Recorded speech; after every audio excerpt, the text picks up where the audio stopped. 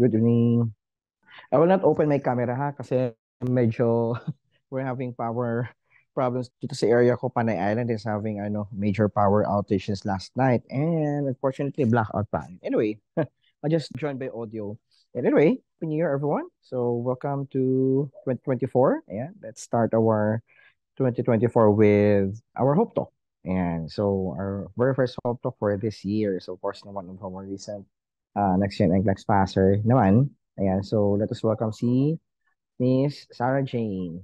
Hello, ma'am. Hi po, Sir Mark. Hi, Sir Kyle. Good evening po. Kamusta? How's the new year? Awesome po. I would say napaka-happy ko po. Not just me, kundi yung family ko because yun na nga po, good news po yung before I ended 2023, pumasa po ako sa NCLEX. So, napakasaya ng celebration namin ng Christmas tsaka New Year po. O, di ba? Very optimistic, no, for this new year. Kailan ka ulit nag-exam pala? November po. I took the exam November 25 and then yung result po, Mm. that's after 3 days, November 28 po. So sakto lang po, Okay, that's parang nice. parang Christmas gift. Super duper early Christmas gift. Ayan. Yes. So, if you can, say something or like share anything personally and professional about yourself naman so that your classmates can know you better. Okay. So first things first, let me introduce myself. I am Sarah Jane Alejandria. I was born and raised here sa Davao City, proud Bisaya. So that's why po if nagjo-joke po si Sir Jay, si Ma'am Rosana, tsaka si Sir Ryan, nakaka-relate po ako. And by the way, classmates, I'm actually part po ako ng replay team or I only watch and listen to mga recorded videos po. So, to start off, I graduated 2010, December 2010, but nursing is not actually my first course po. Nursing is actually my third course. I took up computer secretarial, nag-nursing aid po ako, and then nag-proceed po ako ng nursing. And then, April 2010, yun po yung kagagraduate ko lang. Then, I took the exam, the NLE exam, nung December 2010, and passed it nung first attempt lang. So, while waiting for the result po, nag-volunteer po ako sa isang lying-in clinic dito lang din po sa Davao. And it took me like almost a year lang po. And then when I found out na I passed the exam, so nag-apply po ako. I was referred as parang private duty nurse po. I was catering a patient with dementia. For me po kasi, I would say yung experience ko po as a nurse is not really that solid kasi I don't have hospital experience po talaga. Kasi 'di ba po, Sir Mark, yung 2010 po kasi, yun po yung kasagsagan na ang dami-daming nurses. So, parang ang hirap-hirap pong mag-apply sa mga hospitals and parang hindi po ako sinerte sa application ko po sa hospital. So, to cut the chase po, nag-venture po ako into BPO. Kasi nga po, almost volunteer lang po yung ginagawa ko. So, nag-BPO po ako. First BPO experience ko po was in Manila, Cytel Philippines. And then, after 2 years, bumalik po ako ng Davao and still continued po yung BPO, yung work ko. And then, parang overall po, parang it took me like almost 12 years or 13 years siguro na nasa BPO lang po talaga ako. And I enjoyed po sa call center and I would say, masaya naman po ako sa BPO na job ko. I got promoted as a supervisor. Naging TL po ako for almost 3 years. But yun na nga po, yung parang you will look for something na parang na parang there's like emptiness po na nafe-feel ko po. So, yun, I decided, that was actually 2022 po, nung nag-decide po ako na mag-enquire ng NCLEX. And ito pong iPass, I was like searching for review center po. And then, a friend of mine suggested and recommended, try mo sa iPass, sabi niya ganon. Tapos when I emailed iPass, so parang nag-message lang po pala ako dun sa page ng iPass. Ang bilis po ng response ng mga staff and very accommodating. Parang it really captures me na parang okay, parang ganun. So I asked for the magkano yung review, yung babayaran, and etc. So I said, parang kaya ko naman while working, sabi ko pong ganun. Kaya lang po, parang nagka-problema po ako ng 2022 kasi when I was like processing my documents po sa school kasi they were like asking for school documents tsaka yung sa PRC. May problem po kasi ako sa spelling po ng last name ko. Nagka-typo po kasi ako no, before I took the NLE exam po, may typo, may error po yung ano ko, yung last name ko. So, parang hindi po na-update ng school. But yung sa PRC po, good na po yun. So, yun, parang it took a while before na process. And then, parang I told myself na parang hindi yata ito yung year for me to take the exam. So, although I already enrolled sa IPAS, I think it was Sir Vince na nag-reply po sa akin. Sabi ko po kasi if it's possible na sa ninth cycle na lang ako mag-a-attend kasi I'm having trouble with my documents kasi originally I'm from seventh cycle po. So, sabi po ni Sir Vince, sabi niya, yes, we can post it and then resume na lang once you're ready, yung parang ganun po. So, everything was really smooth during that time po, 2022. And then, pagka 2023 po, tama, pagka 2023 po, doon na po ako nag-start na nag-enquire kung magkano yung babayaran sa pag-process, kasi New York po yung state ko. Magkano yung babayaran sa New York, yung processing and stuff, yung parang ganun. And then, yun, when I look at the expenses po, parang sabi ko po, ang laki, ang laki ng babayaran ko. Parang hindi ko kakayanin kung ano, yung parang yung expenses mismo.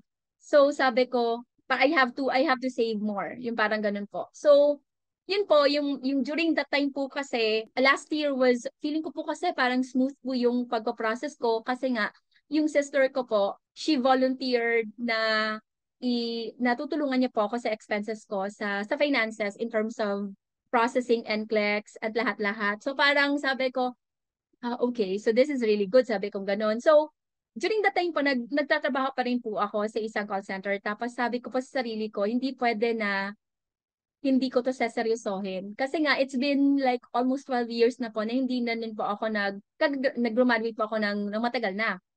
So, yung experience ko po noon is not really that solid. So, I really need to focus more on sa review para one take lang. Kasi nga, nakita ko po yung expenses. Tsaka hindi siya biro. So, sabi ko, kailangan makuha ko lang to ng one take lang. So, there po, I decided po na mag-resign sa job ko I stayed po sa yung previous company po for 8 years and then I decided to resign po nung June. So parang I took the advice po kasi na Sir Jane. Every time po kasi nakikinig ako ng mga recorded videos po, ng lecture po. Isa po sa mga parang sinasabi, kumbaga, Sir Jay is like stressing sa mga students na kailangan you should allot a maximum of 5 months. It's like preparation para sa exam nyo. Parang ganon. So sabi ni Sir Jay, 5 months is somewhat enough para makapasa kayo. Parang sabi niya pong ganun. So, I was like having that thought po. Sabi ko, so kailangan makapag-prepare ako ng 5 months. Kasi nga po, diba, wala akong experience. Tapos, ang tagal-tagal ko na pong wala na sa field ng nursing.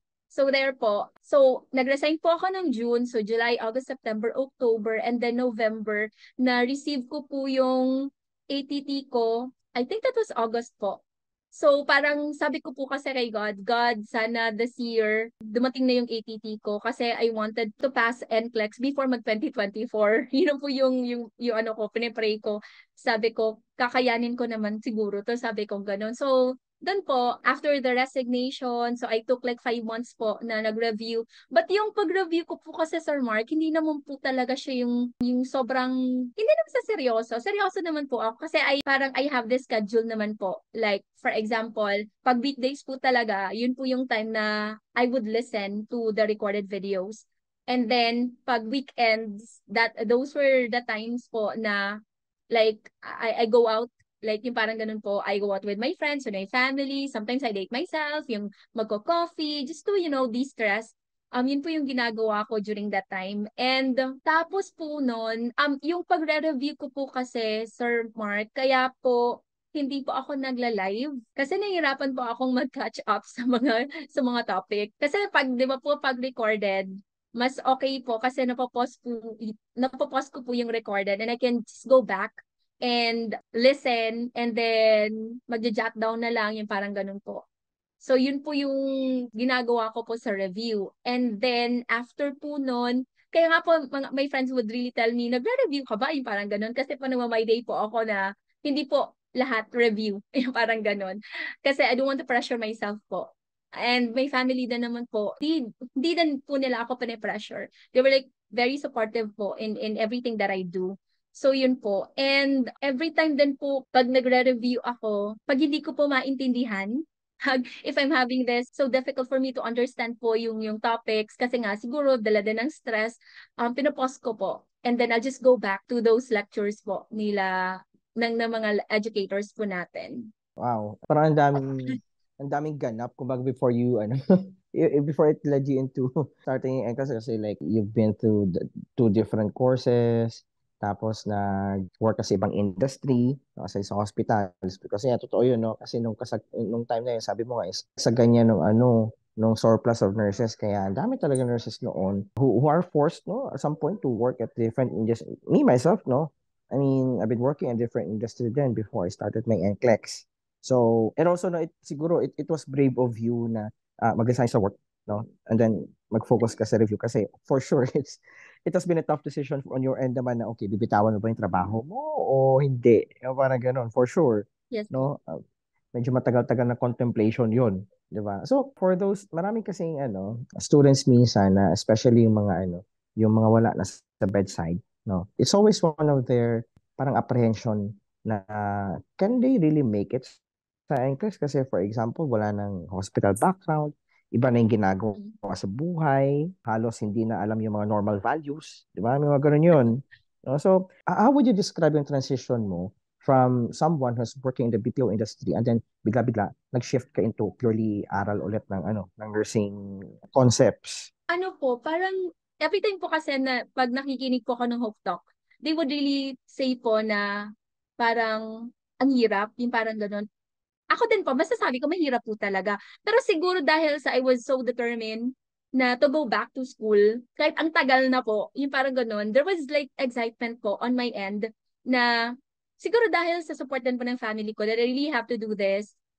I have to give all my, yung parang, yung focus ko, yung heart ko po sa pag-aaral, yung parang ganon. So, parang factor din po na pag meron kang family who's really supportive sa ginagawa mo, it gives you lang parang encouragement po to parang maganahan ka po na mag-aral ulit, yung parang ganon. Although it was really challenging, kasi nga po, hindi ko na po alam yung mga normal values, hindi po lahat, yung mga basic na lang po yung alam ko. Tapos, minsan po, especially yung mga lectures ni Sir Jay, I can still remember Sir Emil na pag pinag-uusapan po yung pathophysiology, parang sumasakit po yung ulo ko kasi nga po, although hindi naman po siya lumalabas talaga sa exam, pero yung parang ang hirap bumalik sa yung kung ano yung root ng sakit, yung parang ganun po, disease process and everything. So, yun po, yung parang mahirap at the same time po, I enjoyed ano po, yung pag-aaral. Although there were times na nakaka-stress po talaga.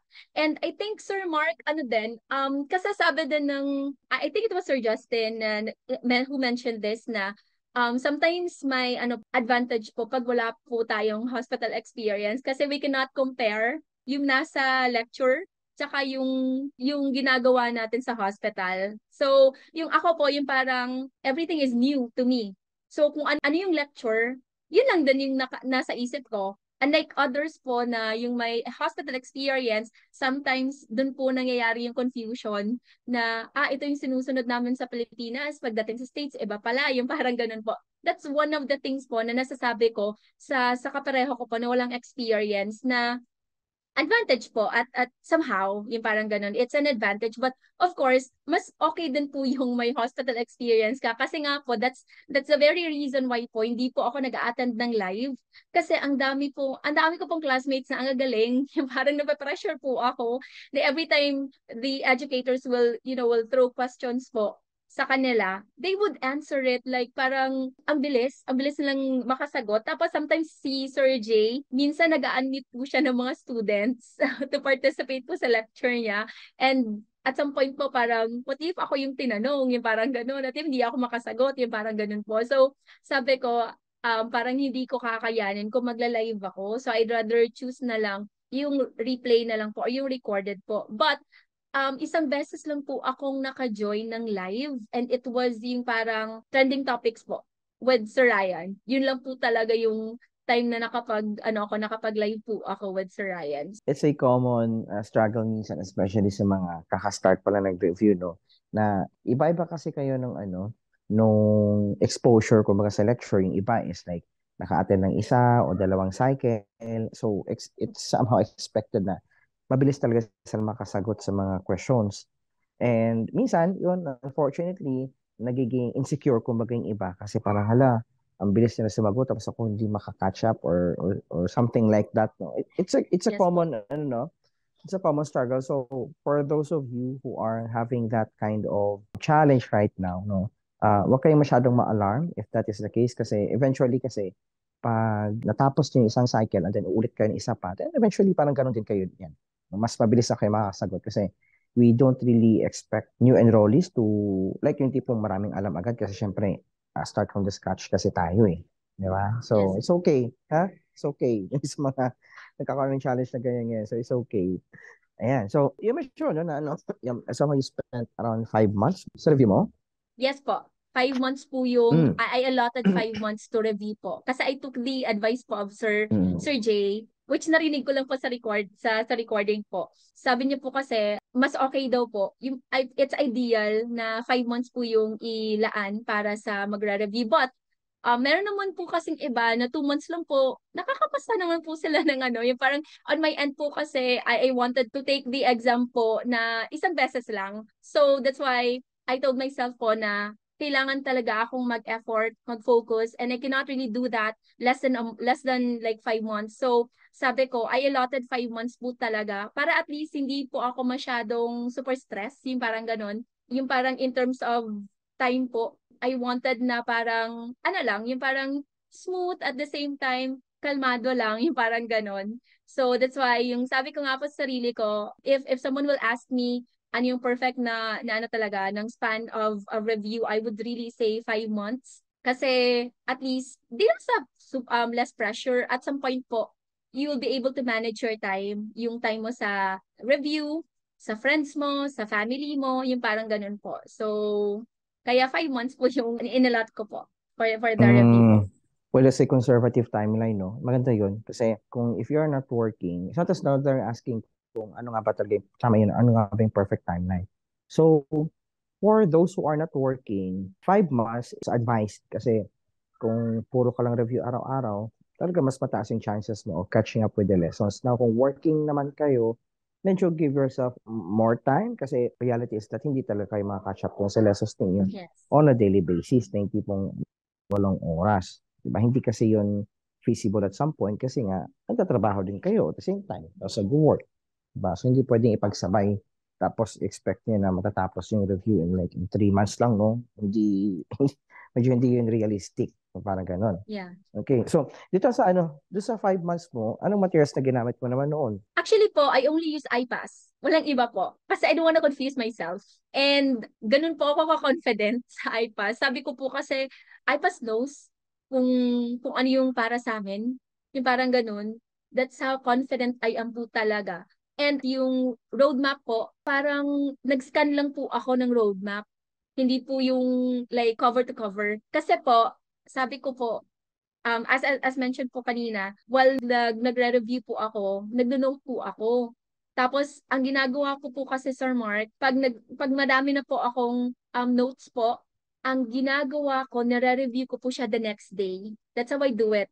Like, I listen to the recorded videos, and then pag nagja-jot down ako, na umabot na ng parang 4 pages, then the next day, yung ginagawa ko po, nagre-review po ako. So, sabi din po ni Sir Jay na yung sa roadmap po, hindi po naman nila always na-update yon.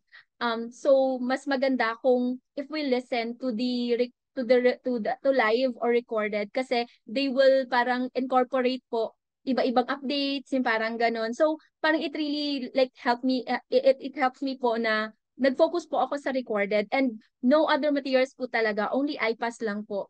Although yung mga classmates ko po na nag-aano po nagpo-post po sila ng they will tell you po kasi, yun sa Cycle 7 po, ang sinasabi po nila, please make sure to listen to Mark Lemek, yung number 12, something ganun po. Nakinig po ako noon.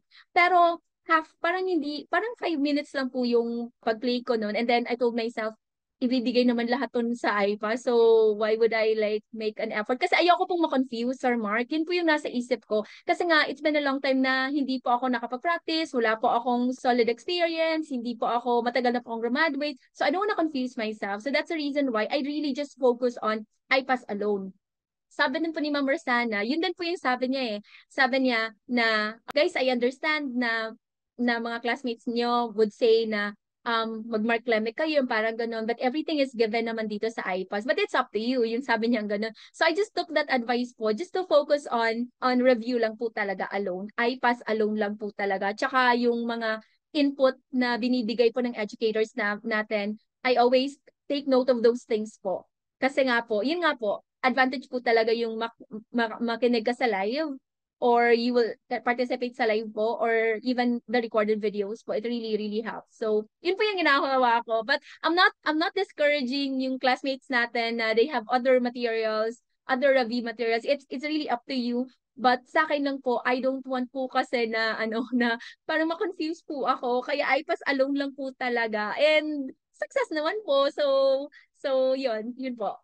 Well, it's nice, no? At some point kasi is one good thing dito sa ginawa ni Sarah naman is like naging strategic siya in her decisions kung ano ba yung dapat gagawin dito sa review niya. Number one there is, yun nga, alam niya kasi na medyo alanganin ako bagay concept kasi matagal nang wala sa bedside, di ba? And totoo yun, no? We always encourage students na don't overwhelm yourselves with a lot of materials. Kasi the more materials you have, especially nung kakastart niyo pa lang, it will somehow overwhelm you with information na hindi pong malilito kayo na okay, pinagsabay niyo yung dalawa o tatlong materials, so talagang malilito kayo doon and baka mamaya niyan, it will lead to frustration. Pagka Yes ganun po. kasi, it's not going to be a good start.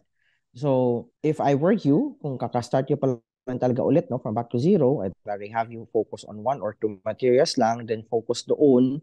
And then kung gusto nyo mag-incorporate ng other materials naman, ilagay nyo yun sa mga latter part na ng ating preparation. Yeah. So, dito mo, Sarah, no, I mean, what was the advantage sa iyo naman, no, nung, halimbawa, iPass na yung ginamit mo, tapos, pati question banks ba, iPass lang din yung ginamit mo doon? For question banks po, nag-Uworld po ako, which is sa IPAS din po Mm. ako nag-ask po about yung magkano, yung parang gano'n. Nag-Ubanks po ako for Mm, nice. yeah, 3 month subscription po.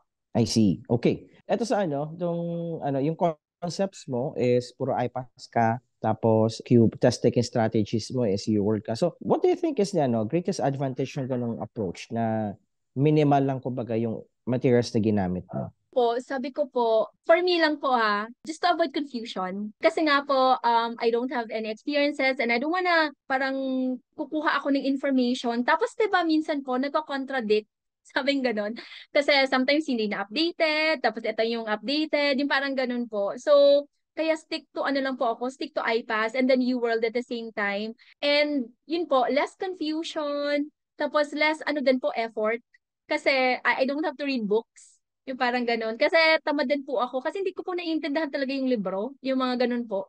Yung mga Saunders, hindi ko po masyadong, parang I don't wanna go back. Yung parang estudyante po talaga. So, the good thing about IPAS po kasi doon sa roadmap, tsaka yung lecture, very straightforward. Yung parang ganun po. And yung parang sinasabi nga nila kung ano yung lectures, ano yung sinasabi ng educators, those are yung reality talaga na practice ng US. So it helps me in a way na mas naka-focus po ako sa lecture and without me like thinking na I have to spend another money to subscribe to this and blah blah blah, yung parang ganun po, to get this book, yung parang ganun. Kaya nga po, honestly Sir Mark, I really appreciate yung mga classmates natin na ang dami nilang yung resources. Yung parang na-amaze po ako. Ang galing naman, yung parang gano'n na parang nagre-read sila na ganito, tsaka ganyan, yung parang gano'n po. And then, at the same time, sabi ko po, kaya ko naman to. Sabi ko gano'n, parang pareho lang din naman, sabi ko gano'n. Kaya lang meron po talaga tayong classmates na,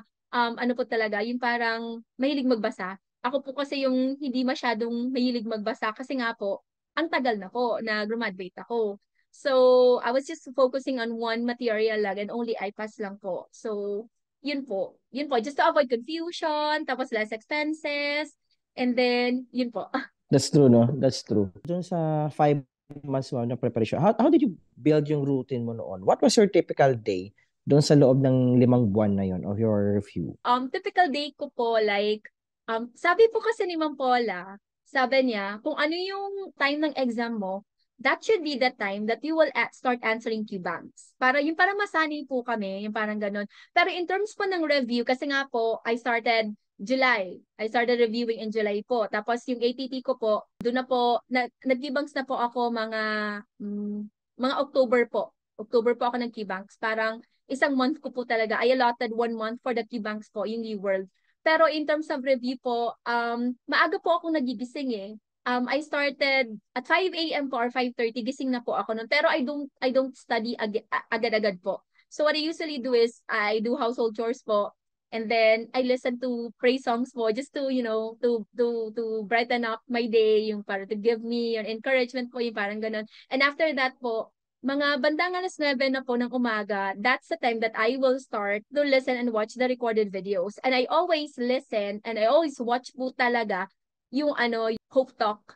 And then yung motivational po, I always listen to that po. Kasi parang iba po yung pakiramdam ko pag if I listen to that. Siguro dahil po mag-exam ako, yung parang ganun. And sometimes I get too emotional po sa mga Hope Talk po. Kasi sa Hope Talk po kasi, parang I think I haven't missed any Hope Talk po sa mga recorded. Sa Hope Talk po kasi parang nagdidicate po kasi sila ng it lift up your parang soul, mind, lahat po. Tapos parang I felt really like happy po every time makikinig po ako ng Hope Talk.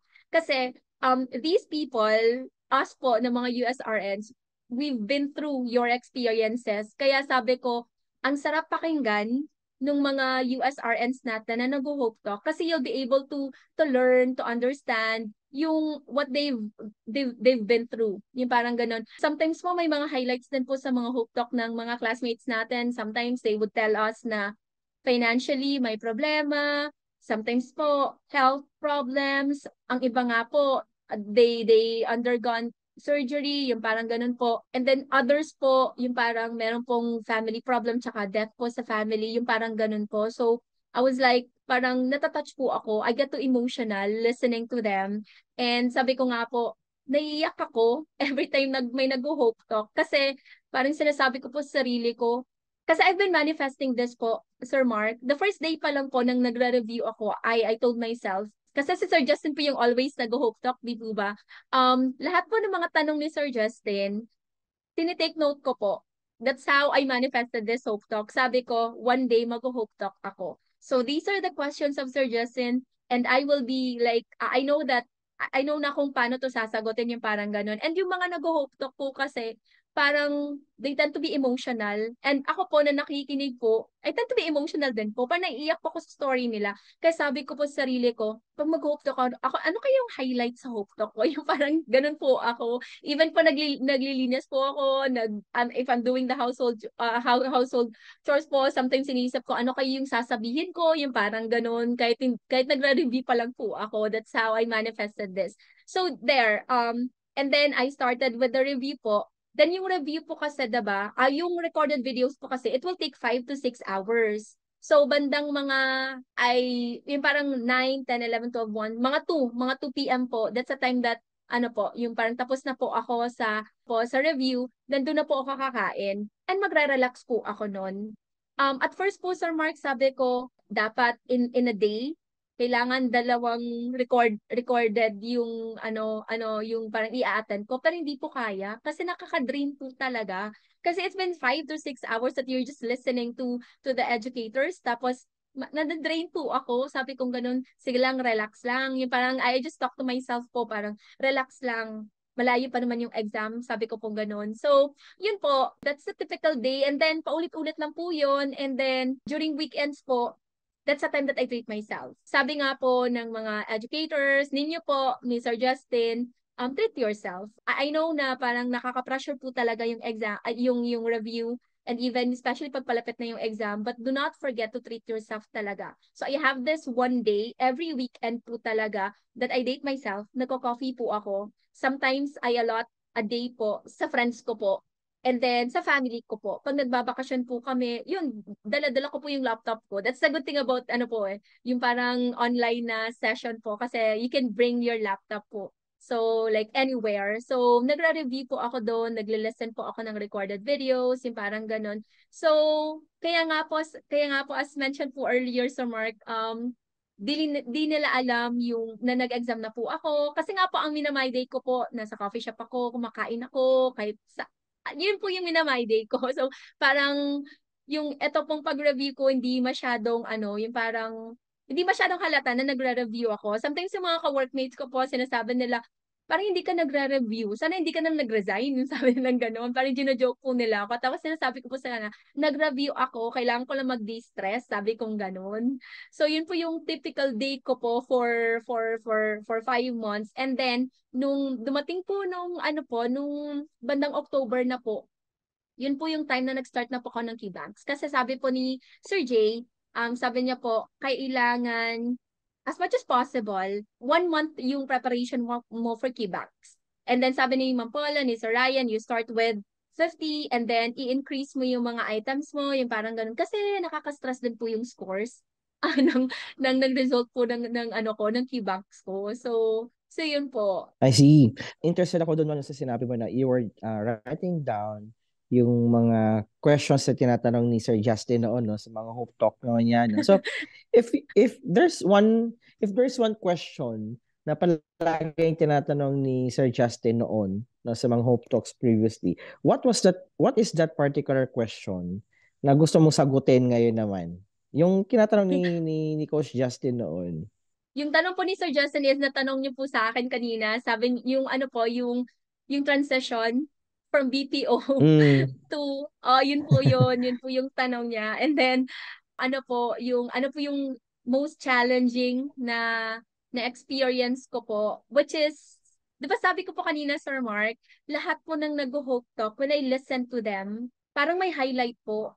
I'm not saying na kailangan talaga pag no-hope talk ka, kailangan may problema kang sasabihin. Hindi naman sa gano'n. Yung parang when I listen to them, meron talagang yung parang financial problems, yung parang gano'n, yung nagkasakit yung mga anak nila, death sa family member, yung parang gano'n po. That's why sabi ko po, ano kaya share ko? Yung parang ganun. Tapos I was like, just talking to myself po, Sir Mark. And ang nakakaano po, hindi naman sa nakakatawa, it just so happened po kasi, nung November 8 po, nagka-flash flood po sa Davao. And we're Mm. victims of Mm. flash flood po. So, parang sabi ko, Lord, hindi ko naman sinabi na ano, nabigyan mo ako ng something to say sa Hope Talk na parang highlight. Pero parang ito na yon. Yung parang at some point, Sir Mark, sabi ko sa sarili ko, parang sign na to na siguro mag-hope talk talaga ako by this year or next year. Sabi kong ganon. Na-flash flood po sa amin, Sir Mark. November 8 po. I think na it was in the news po nung sa Davao City po. And that was the first time po talaga na na ang bilis ng current pag open po ng brother-in-law ko po sa ano. Kasi it was 12 a.m. po na nangyari yon. It was heavy rain. Pero yung sa amin, sa lugar po namin kasi po, binabaha po kami noon. Binabaha po talaga kami. Kaya lang hindi po ganun. Hindi po flash flood. Kaya lang yung nangyari sa amin recently was ano po, parang unexpected.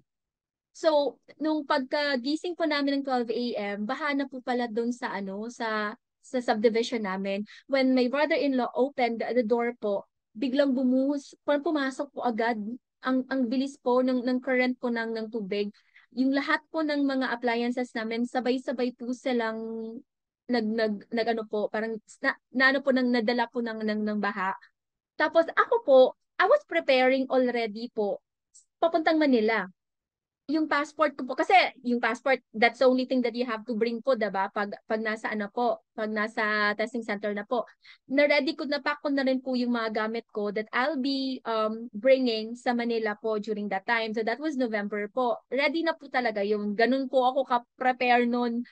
Tapos, nung pumasok na po yung tubig, siguro minutes lang po talaga, Sir Mark, abot parang tao na po yung baha sa amin.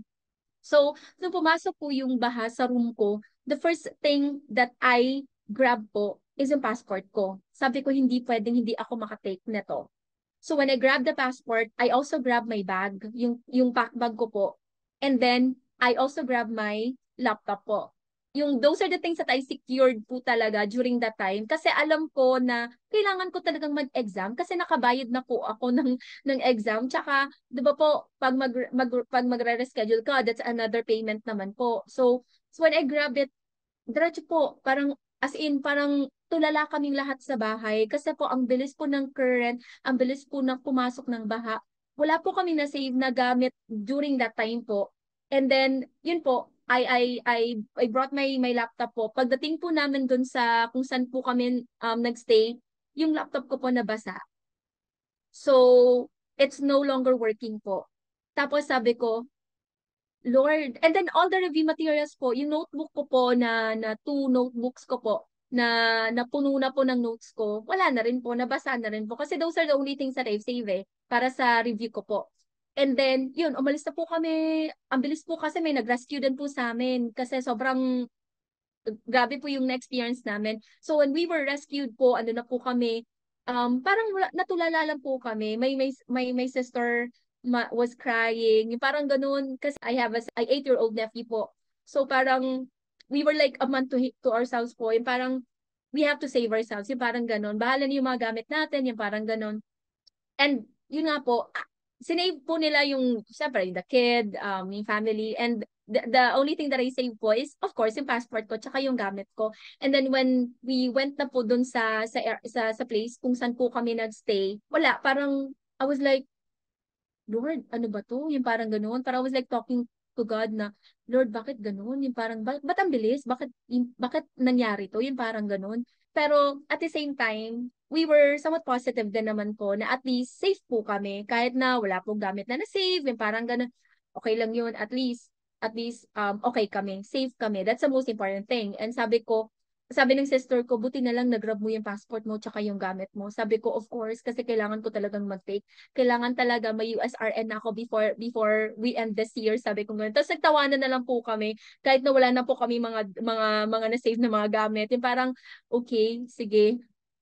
We have to accept na lang na talagang nangyari to, and let's just think about the solution the next day kasi 12 midnight po nangyari yung Sir Mark. So yun po, kaya nga sabi ko kay God, sabi ko, nag-isip lang naman ako kung anong highlight ko sa Hope Talk ko, pero parang may highlight po talaga yung pag-Hope Talk ko because of this calamity that we've experienced. So yun po. And then I told myself po, sabi ko po, wala na akong review materials, wala na din yung laptop ko. So, paano ako mag-aaral? Paano ako mag-continue ng review ko? Sabi ko ganun. But during that time po, that was November 8, that was at that time po, natapos na po ako sa recorded videos.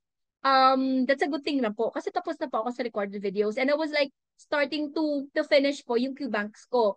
I think po yung Qbanks po kasi ng UWorld, 2,600 plus po yun. I still have 600 plus po na remaining sa Qbanks ko. And then naka-schedule na po yun. Everyday mag-100 ako hanggang matapos ko yun. Eh, hindi ko po magawa kasi nga po, yung laptop ko po is no longer working. So, nag-install na lang po ako dun sa phone ko. Dun po ako nag-start nag-answer ng QBanks. But it was so difficult po kasi nakaka-stress din po. Kasi, syempre, we have to go back, we have to clean po sa house namin. Tapos, iniisip pa po namin saan kami lilipat. So, yun po. Yun po yung parang nasabi kong struggle or challenges po before I took the exam po.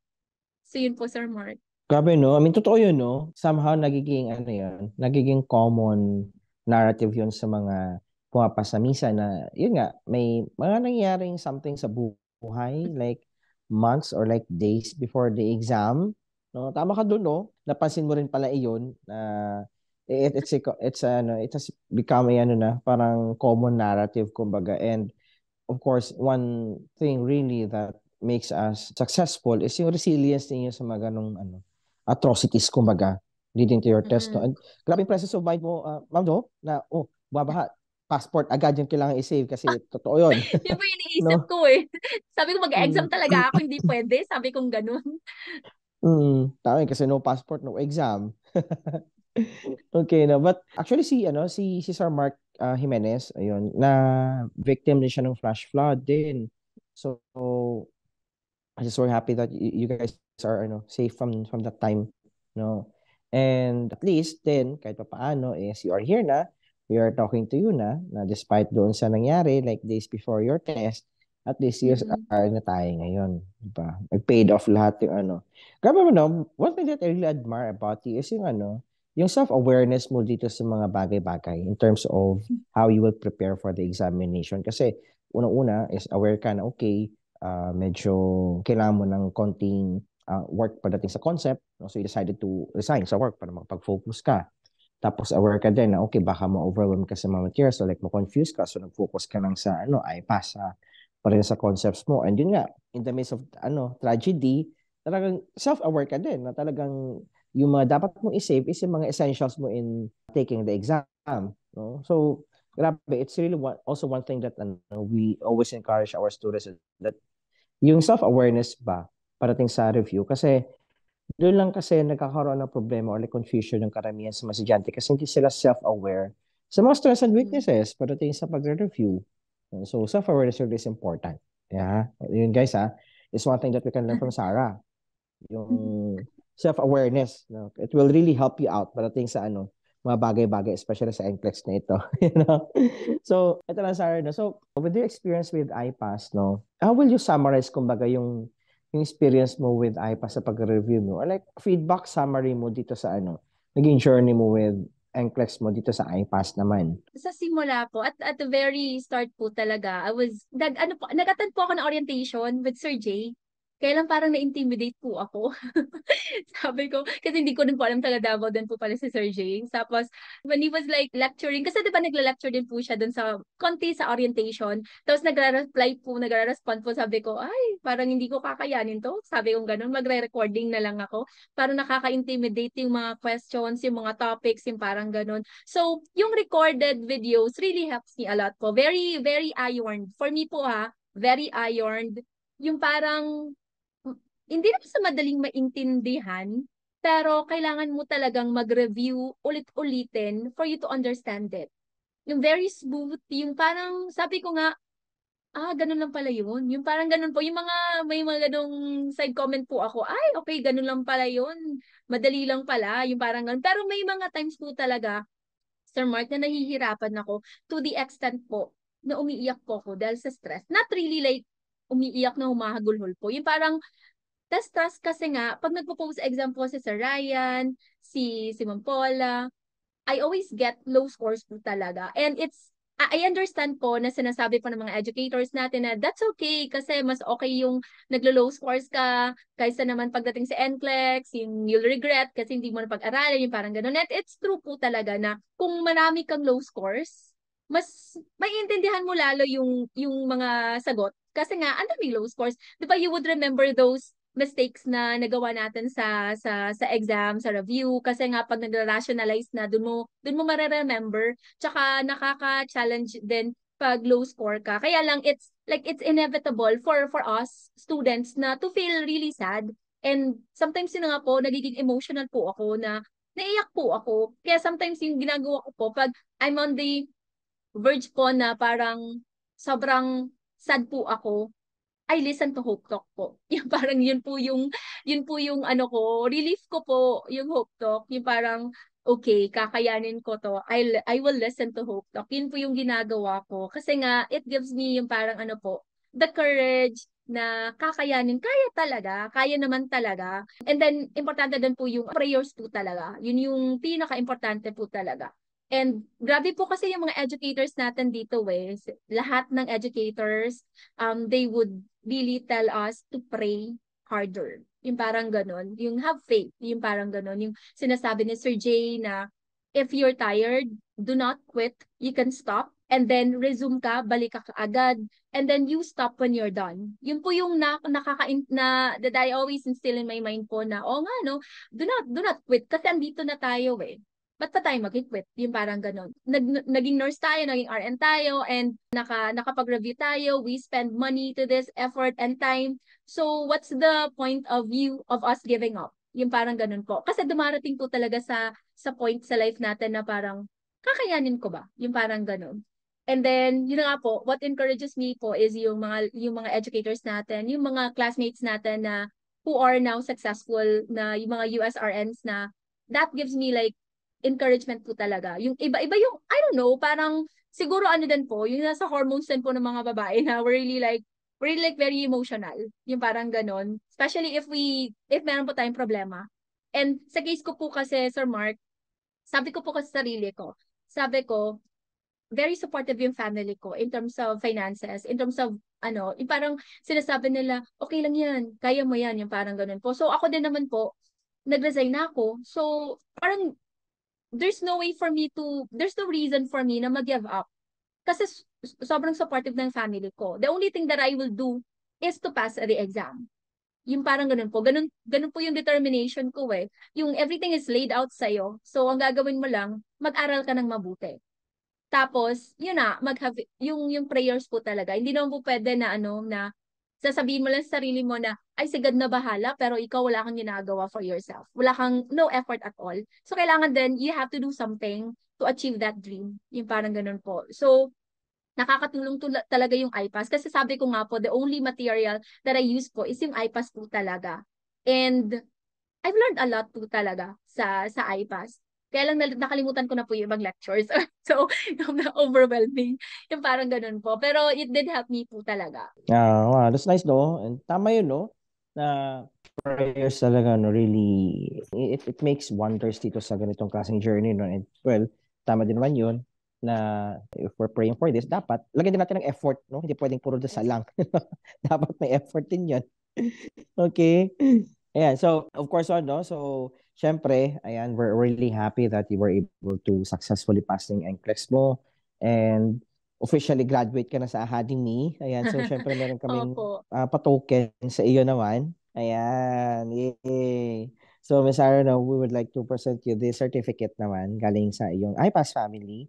So, this is a certificate, no? A proof that you're a safe nurse based on the USA standards of nursing practice. Ayan. So, this is signed by me and Sir Jay. Ayan. So, hopefully, ma'am, no? Itong simple certificate na ito, it will serve as a, hopefully, the certificate will serve as a reminder sa iyo naman, no? That all the hard work that you do, no, for your NCLEX naman has really paid off, no? Despite sa mga adversities and other challenges along the way.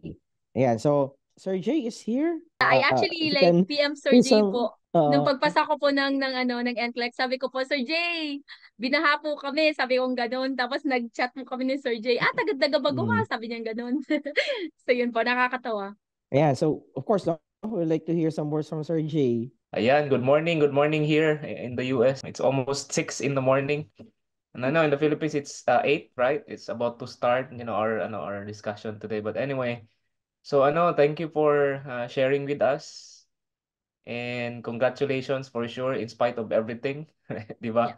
So as in grabe yung experience na even si Mark, our coordinator is also one of our coordinators is also from there in that place. Mag-ano din siya, kailangan siya mag-off to keep up with everything kasi medyo mahirap talaga yung ganun eh. And then at least we're so blessed because safe ang lahat.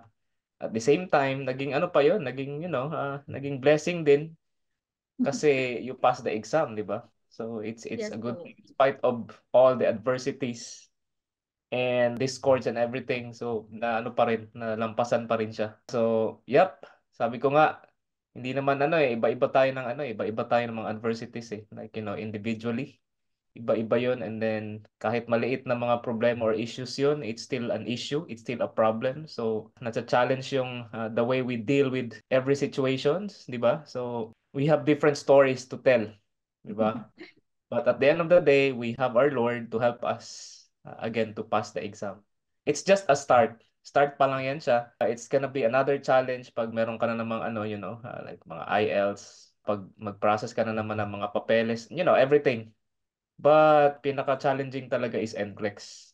Diba? Yan talaga ang pinaka-hurdle natin. Once you hurdle that NCLEX and then I guess everything will follow naman eh. So that's why I'm so thankful and so grateful kay Lord na you are able to make it the same thing sa ating mga kasamahan. Right? Sa IPAS community, the whole IPAS community. And yeah, congratulations. Okay, see you around here sa US. Sana nga po, mag-IELTS pa po. I know, pero madali na lang yan. It's okay. Yeah. Take PTE or OET. I don't know, ano ba ang mas madali? Pero it's much easier than IELTS talaga. So, as may mga advantages naman eh. Like you can hear it from, for example, our partner from Niners, whichever is, more advantage on your part, like, PTE ba or OET or IELTS. So depende na lang yun sa ano mo. I've heard a lot of, good feedback about OET, I guess, or PTE, something. So I'm pretty sure it's not IELTS. Pero like I said, there's also an advantage for IELTS. So it's up to you. Again, that's a challenge for sure. May ano na naman yan, may preparation na naman yan. So everything goes down with your preparation na naman. So you can never underestimate every exams that you are going to take, di ba? So it's part of the process though. But again, if Lord will give you the success, talagang ibibigay niya yan. Walang makakapigil niyan. Okay, Yes so and po. I guess it applies to everyone. Siguro yun lang siguro for now, and then see you around here in the US. I'm still looking forward to anyone na from IPAS community na our pastor, and then na makita ko dito in person. Yan, I'm still looking forward to that. All right. Thank you, Sir Jay. Ayan. So, yeah, Sarah. So, any messages sa iyong classmates before we let you go naman? Yun po, parang ano po, before anything else po, I just wanna thank IPAS po talaga. The staff, especially yung educators po, sobrang big influence po nila. They serve as an inspiration po sa lahat. Kasi even si Miss Jamie po, siya po yung coach ko. Sabi niya, it doesn't mean pag wala kang experience hindi ka papasa. You won't make it. You will make it. Sabi niya pong ganun. And iba po kasi yung encouragement that our educators are telling us or bringing us. Kasi coming from them po na may experience, iba po yung impact para po sa akin. So, classmates, you just have to listen to every details na sinasabi ng educators natin. Kasi every time nagla-lecture po yung educators natin, they will parang ini-insert po nila about faith kay God, about words of encouragement, wisdom, lahat po. So, kahit po may mga times na hindi ko po maintindihan yung mga lectures, yung parang what gives me yung parang strength po is yung words of wisdom ng mga educators natin. Their experiences, malaking tulong po yun to build up your parang siguro po yung to have courage po sa lahat ng bagay. So yun. And then sabi nga ni Sir Jay, yung parang sinasabi niya na do not stop until you're done. And then yung hindi ko makalimutan na sabi ni Ma'am Paula na if you wanted to achieve something, the universe will conspire to help you achieve it. Something like that po. So it's all about prayers, but kailangan din po ng hard work. Yun po. So, yun. Sobrang thankful po talaga ako sa educators natin. As in, super, super duper helpful po talaga yung words of encouragement nila, yung lectures, yung roadmap from Sir Jay, yung mga advices na binibigay ni Sir Ryan, yung mga funny experiences ni Sir Ryan. Sometimes yun yung nakaka-boost ng confidence namin na there were times na we're really like, parang hindi kakayanin. Pero sa mga jokes si Sir Ryan, parang, kasi nakaka-relate ako kasi same dialect kami. So, nakakatawa yung mga lectures ni Sir Ryan.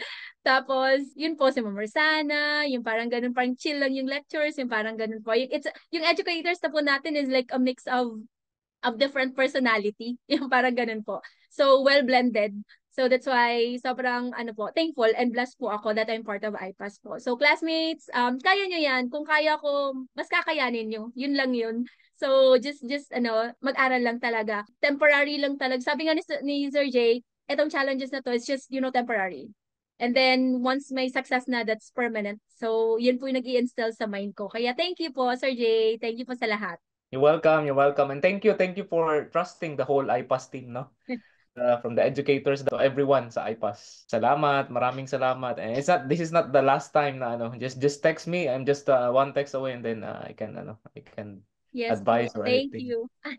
Thank you po. Mag-ask po ako ng advice. Ano ba talagang kukunin ko? Yeah, for sure. Problem. Thank you po. Ayan. Thank you, Sarah. So, we wish you well, no, sa mga next steps mo sa iyong American journey. And sana, no, that you wished for when you started this journey is ma-achieve mo yon sooner, no, gamit yung blessing na ito, itong license mo. And as I always say, no, na sana itong blessing na binigay sa is i-share mo rin ito sa mga susunod na taon or in the future to your loved ones naman kasi all the blessings are meant to be shared. Di ba? So, Yes. we hope to see you around somewhere sometime. Ha? Okay? Congratulations. Ingat ka. Thank Thank you you. po. I pass processing made easy for you.